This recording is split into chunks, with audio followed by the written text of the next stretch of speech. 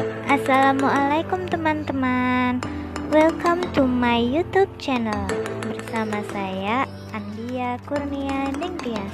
Oke, sebelum nonton lebih baik klik tombol like, comment, dan subscribe.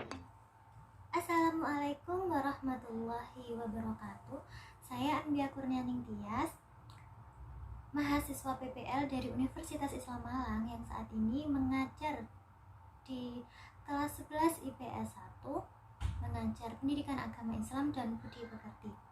Di sini saya akan menggunakan media pembelajaran berbasis wall art. Nah, wall art adalah jenis media belajar yang kita gunakan cocok untuk kaum-kaum milenial seperti kita yang suka rebahan di dalam kamar. Nah, wall art di sini tidak menutupi untuk kita selalu belajar meskipun di dalam kamar, karena wall art bisa ditempel-tempel dan bisa kita lihat sewaktu-waktu meski kita dalam keadaan rebahan, dan harusnya kita akan tetap produktif meski di rumah saja, atau tetap belajar meski di rumah saja.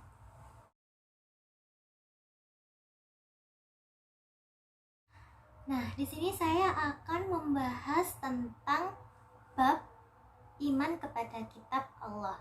Nah, kemarin di KD 3.1 dan 3.3 tentang pengertian dan meyakini iman kepada kitab Allah sudah saya jelaskan melalui Zoom meeting. Nah, di sini saya akan menjelaskan sedikit atau mengulas kembali tentang pertemuan kemarin tentang iman kepada kitab Allah. Nah, apa sih iman kepada kitab Allah itu? Iman kepada kitab Allah yakni meyakini dengan sepenuh hati bahwa Allah telah menurunkan kitab suci kepada para nabi dan rasul dan disampaikan kepada umatnya sebagai pedoman hidup untuk kebahagiaan dunia dan akhirat. Nah, kitab suci itu yang diturunkan oleh Allah kepada nabi ada 4. Yang pertama Taurat, Zabur, Injil, dan Al-Quran. Nah, ajaran dan tuntunan kitab itu sesuai dengan zamannya. Artinya, kandungan dalam kitab-kitab baik kitab Zabur, Taurat, Injil, dan Al-Quran masing-masing mempunyai zaman yang berbeda-beda dan umat yang berbeda kecuali Al-Quran, karena Al-Quran merupakan kitab penutup dan penyempurna bagi kitab-kitab terdahulu. Namun di dalam isi kitab-kitab tersebut terdapat makna atau keterkaitan atau ketersinambungan antara kitab yang satu dan kitab yang selanjutnya.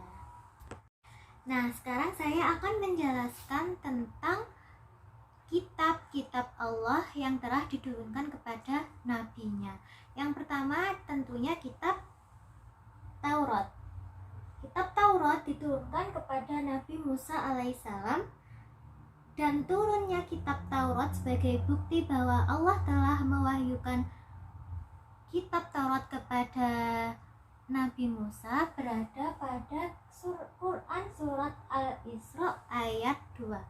Mari kita lafalkan bersama-sama. A'udzu billahi minasyaitonir rajim. Bismillahirrahmanirrahim. Wa atayna Musa al-kitaba wa ja'alahu hudan li bani Israil alla tattakhidhu min duni wakila. Nah, seperti itu. Ibu tidak akan menjelaskan atau menyebutkan artinya karena nanti di belakang akan ada tugas mengenai hal tersebut. Nah, sekarang tentang bagaimana sih atau apa isinya, isi kandungan di dalam kitab Taurat. Nah, mari kita ambil. Nah, bisa dilihat. Ibu akan bacakan ya. Isi pokok kitab Taurat terkenal sebagai 10 hukum atau 10 firman, diterima Nabi Musa di Bukit Tursina. Nah, 10 hukum tersebut berisi asas-asas keyakinan atau akidah dan asas-asas kebaktian atau syariah. Nah, isi 10 firman tersebut di dalam kitab Taurat, yang pertama adalah tiada Tuhan selain Allah, yang kedua jangan menyembah berhala, yang ketiga jangan mempersekutukan Allah, yang keempat sucikan hari Sabat atau hari Sabtu, hormati kedua orang tua, jangan membunuh, jangan berzina, jangan mencuri, jangan bersumpah palsu, dan yang terakhir adalah jangan menginginkan hak orang lain. Nah, di sini yang dimaksud berkesinambungan antara kitab terdahulu dan kitab-kitab berikutnya. Intinya sama kan, pelajaran atau kitab yang diturunkan oleh Allah itu intinya memuat tentang kebaikan dan pedoman hidup yang baik. Berikutnya, Ibu akan menjelaskan tentang kitab Zabur. Kitab Zabur ini diturunkan kepada Nabi Daud, tertuang dalam surat An-Nisa ayat 163. Mari kita lafalkan bersama-sama. Bismillahirrahmanirrahim. Inna auhayna ilaika kama auhayna ila Nuhin wan nabiyyin min ba'dihi wa auhayna ila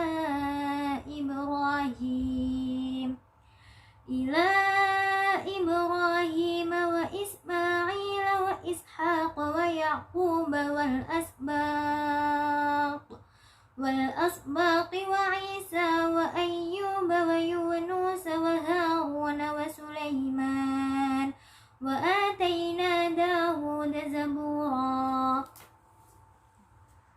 yang artinya intinya itu, dan Muhammad Allah telah mewahyukan sesuai dengan zamannya masing-masing, seperti Allah turunkan kitab Zabur kepada Nabi Daud alaihissalam.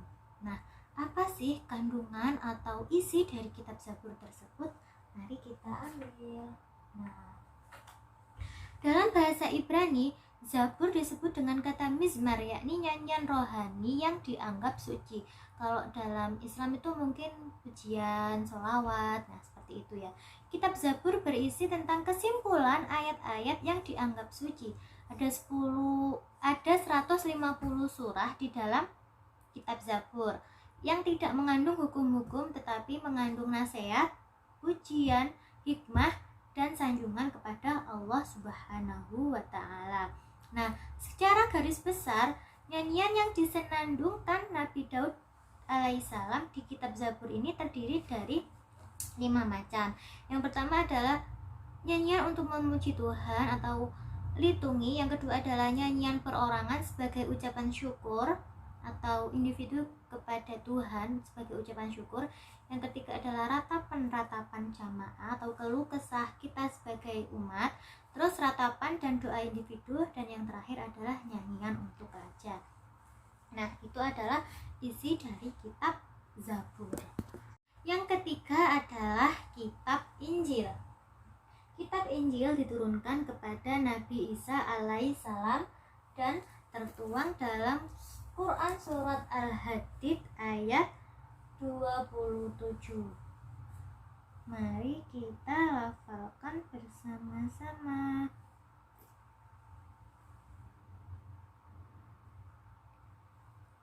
Warahmaniyatin. Yang ketiga adalah kitab Injil. Kitab Injil diturunkan kepada Nabi Isa alaihissalam dan tertuang pada Quran surat Al-Hadid ayat 27. Mari kita lafalkan bersama-sama. Bismillahirrahmanirrahim. Wa rahbaniyatan ibtada'uha ma katabna alaihim illa ibtigha'a ridwanillahi fama ra'awha haqqa ri'ayatiha wa atayna alladhina amanu minhum ajrahum wa katsirun minhum fasiqun.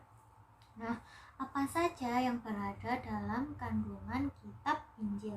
Mari kita baca bersama-sama. Nah, ini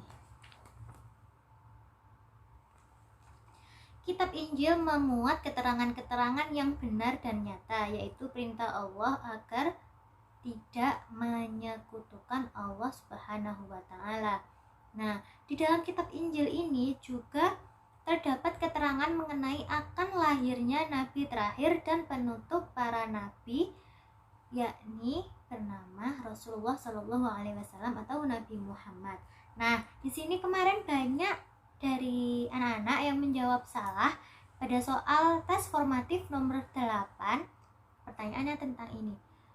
Kitab suci apakah yang memuat tentang berita akan adanya nabi terbaru atau nabi baru sekaligus menjadi nabi penutup? Di situ anak-anak banyak yang menjawab Al-Quran. Nah, sebenarnya salah karena di situ adalah kitab Injil. Karena Al-Quran belum ada ketika ada berita Nabi Muhammad akan lahir. Nah, seperti itu. Kitab Injil telah mengalami perubahan dan penggantian yang dilakukan oleh tangan manusia, sehingga sudah tidak dapat lagi diklaim keasliannya. Nah, kitab Injil ini sudah banyak perubahan sesuai zaman. Tentunya banyaklah perubahan-perubahan yang sudah kita ketahui dan tidak dapat diklaim keasliannya, seperti itu. Nah, sekarang adalah yang terakhir, mushaf Al-Quran yang diturunkan kepada Nabi Muhammad Shallallahu Alaihi Wasallam. Tentunya kita semua sudah mengetahui ya, Al-Quran adalah kitab suci kita sebagai pedoman hidup untuk bahagia dunia dan akhirat. Nah, kitab suci Al-Quran yang pertama kali diwahyukan kepada Nabi Muhammad Shallallahu Alaihi Wasallam yakni surat Al-Alaq 1-5. Kita lafalkan bersama-sama ya. Bismillahirrahmanirrahim. Iqra bismi rabbikal ladzi khalaq, khalaqal insana min 'alaq. Iqra wa rabbukal akram, alladzi 'allama bil qalam, 'allamal insana ma lam ya'lam. Nah, inti dari kandungan surat Al-Alaq 1-5 ini adalah bacalah dengan menyebut nama Tuhanmu yang Maha Pengasih lagi Maha Penyayang. Intinya kita sebagai umat Islam, sumber ilmu itu berasal dari membaca. Nah, apabila kita sebagai pelajar saja malas untuk membaca, lalu bagaimana kehidupan kita esoknya? Karena sumber dari segala kepentingan itu adalah membaca. Untuk itu, ayat yang pertama kali diturunkan dalam Al-Quran adalah Al-Alaq, yakni bacalah. Maka kunci sukses adalah membaca. Jangan segan-segan kita untuk membaca, apalagi mengerjakan tugas yang telah diberikan oleh Bapak Ibu Guru. Bapak Ibu Guru itu memberikan tugas semata-mata untuk kalian agar terus belajar, tidak membebani sama sekali. Apalagi kita di masa pandemi yang seperti ini, tentunya banyak kaum rebahan yang tidak sama sekali tidak mau untuk membaca atau sekedar membuka buku untuk membaca dan meliterasi dirinya sebagai atau untuk menambah ilmu pengetahuan dirinya. Jadi intinya jangan segan-segan, jangan bosan-bosan untuk terus membaca. Nah, sekarang saya akan menjelaskan sedikit tentang apa sih yang ada di dalam Al-Quran.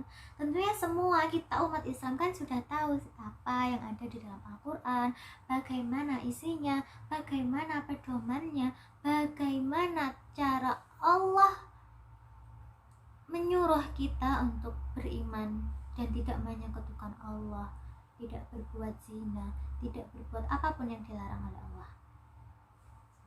Mari kita ambil bersama-sama. Nah, saya akan bacakan ya. Al-Quran merupakan kitab suci yang diturunkan Allah Subhanahu wa Ta'ala kepada Nabi terakhir, yakni Nabi Rasulullah Shallallahu Alaihi Wasallam melalui malaikat Jibril.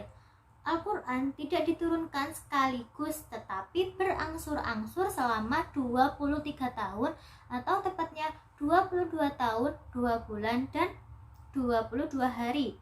Nah, Al-Quran merupakan sekaligus kitab penutup atau kitab terakhir dan penyempurna bagi kitab-kitab terdahulu. Nah, Al-Quran, kitab Al-Quran ini merupakan kitab terakhir dan digunakan untuk pedoman umat manusia sepanjang masa sampai akhir hayat agar hidup kita bahagia dunia dan akhirat. Nah, seperti itu. Nah, apa keterkaitan antara peduli dan saling menasehati dalam beriman atau mengimani kitab-kitab suci Allah? Nah, seperti itu tadi yang sudah saya jelaskan mulai dari kitab Taurat sampai Al-Quran. Itu semuanya saling berkaitan. Intinya satu, tidak menyekutukan Allah. Yang kedua adalah sama-sama untuk mengajarkan berbuat baik, tidak membunuh, tidak berzina. Dan yang terakhir adalah intinya tetap saling menghargai, tidak berbuat dusta, amanah, dan lain sebagainya. Apabila kita mengimani atau beriman kepada 4 kitab Allah, khususnya yang sekarang adalah Al-Quran atau kitab terakhir dan kitab penyempurna, maka hidup kita akan bahagia dunia dan akhirat, dan insya Allah tidak akan terjerumus ke dalam hal-hal yang baik atau tidak akan terjerumus pada hal-hal yang negatif seperti itu. Sekian penjelasan dari saya. Semoga kalian semua bisa paham atas apa yang saya jelaskan. Untuk itu saya akhiri. Terima kasih dan wassalamualaikum warahmatullahi wabarakatuh.